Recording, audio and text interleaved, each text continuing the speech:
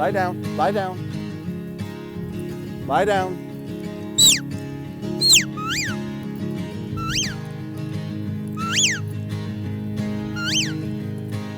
I'm Craig Rogers of Border Springs Farm, and I'm a shepherd.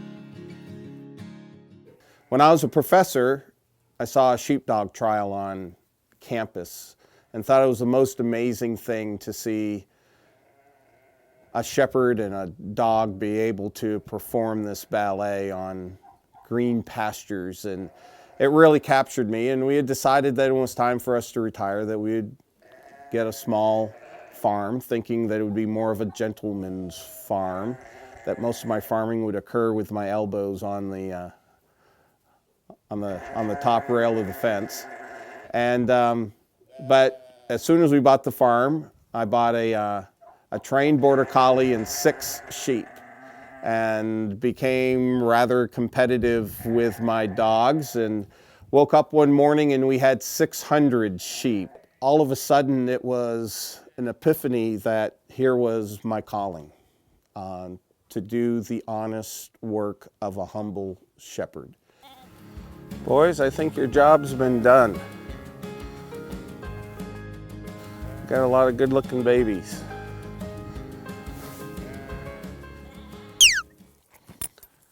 Well, this is Britt. So she's a border collie. All of our working dogs are border collies. They're a herding dog. So their natural instinct is to do exactly what she's doing now, which is going around the sheep. And she will go to what's referred to as balance. Now, Britt would rather work than breathe. So this is a job for her, but this is also her source of entertainment. There is nothing on this planet that has a better work ethic and does so more happily than a border collie. Come by, come by. Let's take a look at him. Thank you, Britt. So Britt's able to bring all of the sheep to me, gather them up in a rather tight spots, so that the sheep, being flock animals, are more comfortable and aren't liable to run and scatter, which then gives me the opportunity to check them for health problems. And as an example, I just noticed that this one is a boy in a girl's lot. So you must be having a grand old time, but you're not supposed to be in here. One of the things that's been so rewarding for me is working with some really fabulous chefs and having the opportunity to sit in their kitchen and enjoy a meal and see what their artistry is with an animal that took me 10 months to produce, what they're able to do with it in a few days to create something that's just so astounding. The lineage or the family tree of my lamb enterprise, it's kind of interesting here in the South. The first chef I sought out was Brian Voltaggio in Frederick, Maryland. And he started using my lamb just before he was on Top Chef. And so shortly after I'm delivering lamb to him, he's on Top Chef, and his fame just explodes. Well, he introduced me to another Top Chef contestant, Richard Blaze in Atlanta, Georgia. And then Richard Blaze introduced me to Sean Brock. And Sean Brock is a native Virginian, lived actually not so far from here to the west. And Sean introduced me to the South. My favorite lamb dish, that's just impossible. It kind of depends upon the part. So the ones that are most memorable off the top of my head is lamb tongue. Michael Solomonoff at Zahav in Philadelphia does this crispy lamb tongue. At Hot and Hot Fish Club in Birmingham, Alabama, Chris Hastings had a medallion of lamb, and I would have laid a $100 bill on the chef's counter right then and there that was from the loin. And what he had done was taken the leg and broke it down by muscle group and denuded it, and it was just leg.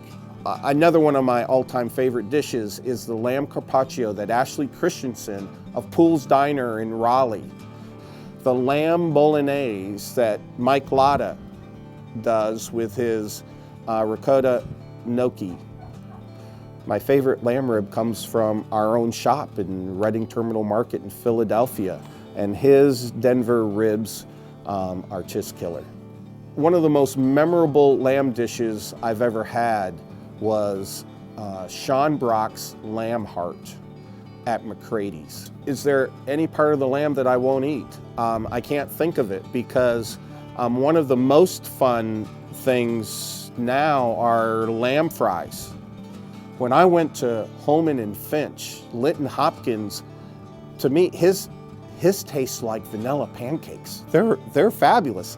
And then I have a friend, Bruno Silva of The Landing, who puts a Peruvian flair on them, and it's a little bit like Prince's hot fried chicken.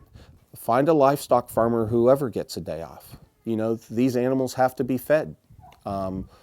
You know, I have to go to the top of the mountain to feed Mandy and Annie and Ben, the 3 livestock guardian dogs, every single day. You don't get to skip one. You know, we have baby lambs that have to be bottle fed every day. You don't get to decide that you're sleeping in and missing the morning feeding.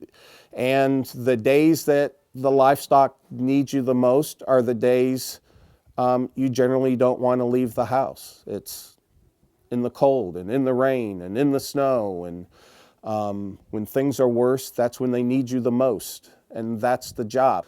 You know, that's the work environment for Britt and Jake and Luke, and also for every shepherd as well. And so I find it really important to be able to try to share that story of the humble shepherd, and hope that we can create some greater appreciation for the work that they do, because there are an awful lot of humble farmers here in Patrick County who don't have a voice.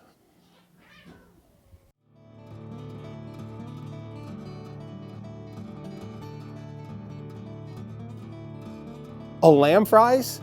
Yeah, I guess that's a little bit of a euphemism. The testicles, the lamb testicles, they're fabulous, absolutely fabulous.